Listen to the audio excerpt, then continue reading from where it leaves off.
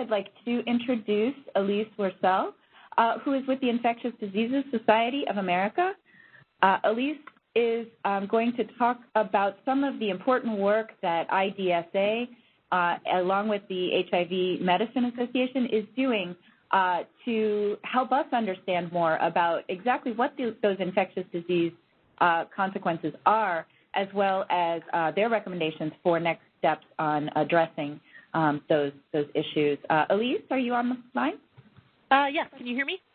Yes. Dr. Wurcel, go ahead.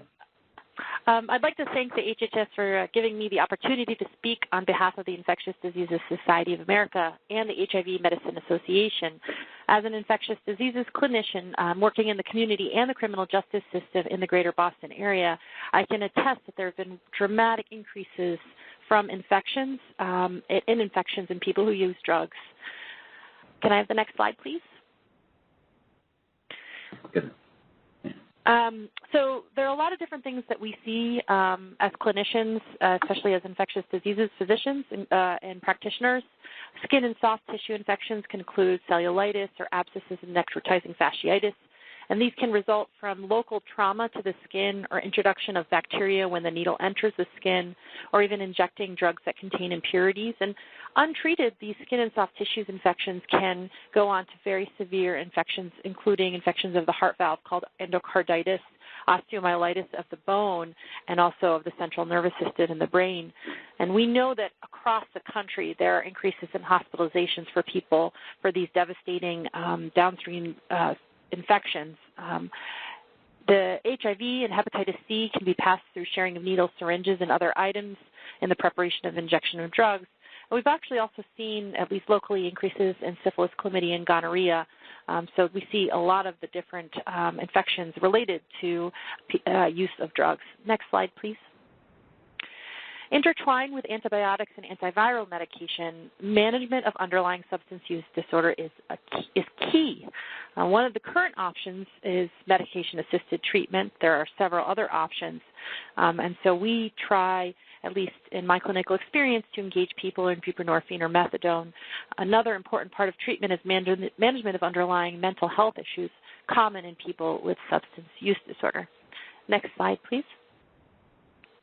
Recent outbreaks have occurred in Indiana and Kentucky, and in my state of Massachusetts. I can say personally I've diagnosed and treated about 20 young people with HIV in the clinic and the jails within the past 6 months, and their main risk factor was injection drug use. And we all know that this is only the tip of the iceberg. These are the people who have actually come in and got a test for HIV, but there are a lot of people out there who haven't gotten tested for HIV. And as was mentioned previously, the CDC has analyzed the United States looking for places vulnerable to HIV outbreaks. We do not have a formal monitoring system in place to track real-time impact of bacterial infections like endocarditis. But we know from an MMR report in North Carolina recently that there is a 12-fold increase in the number of endocarditis cases between 2010 and 2015.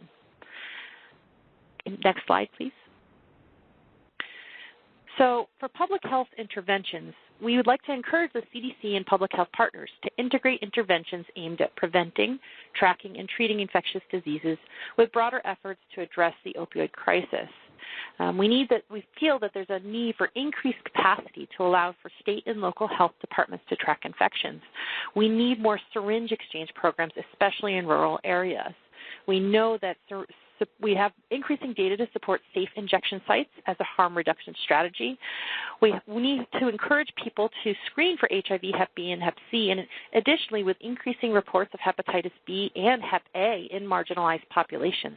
We hope that we can encourage clinicians across the United States to vaccinate for hepatitis A and B. Those are two preventable infections, and vaccination is completely worthwhile, especially in people who use drugs. Next slide, please.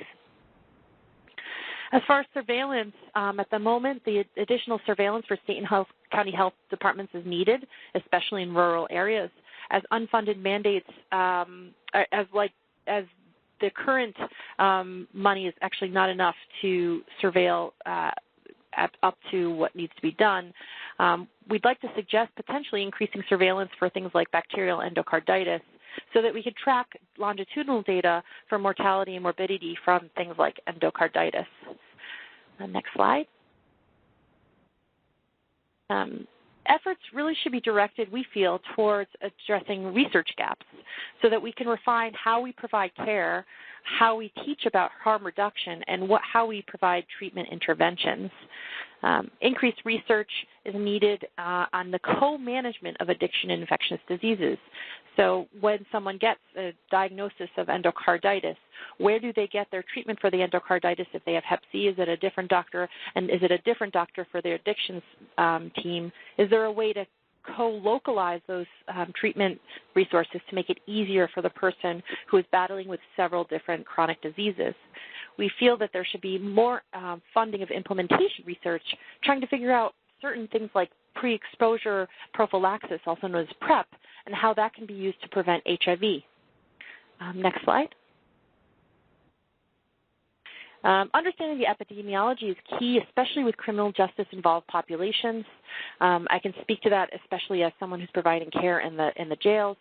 And then rural areas often don't have the infrastructure or medical provider capacity to respond to their local epidemics, and yet there are administrative barriers to get them funding due to ethnic demographics. Next slide. So one of the things we hope to understand is how do we transition people throughout the hospital to the clinic, from the jail to the community as they're getting treatment for infectious diseases. So transition and care are key to providing quality health care. That can be happening between addictions and inpatient and outpatient providers. It can happen between addiction specialists and infectious diseases physicians, or even for people caring for patients in jail and once the person's released. So how do we facilitate these conversations between clinicians across the spectrum of care? Next slide. ID workforce capacity is important because we need to train young infectious diseases clinicians how to care for people who have the comorbid illnesses of infections and addiction. Telemedicine has been so helpful for the treatment of hepatitis C, and potentially that could be used diversified to be used for other infections. And we hope that there can be an expanded access to comprehensive coordinated care for opioid addiction and related infections. Next slide. So just as a summary, the integration of infectious diseases, HIV, and addiction medicine is essential to addressing this opioid epidemic.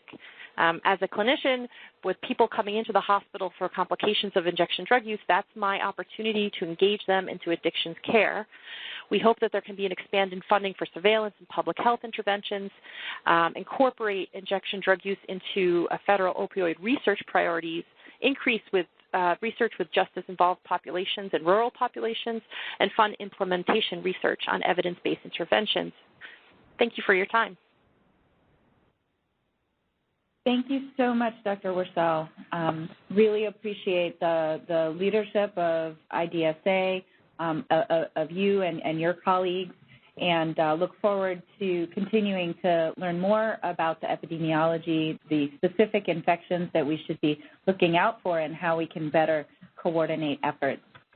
Produced by the U.S. Department of Health and Human Services at taxpayer expense.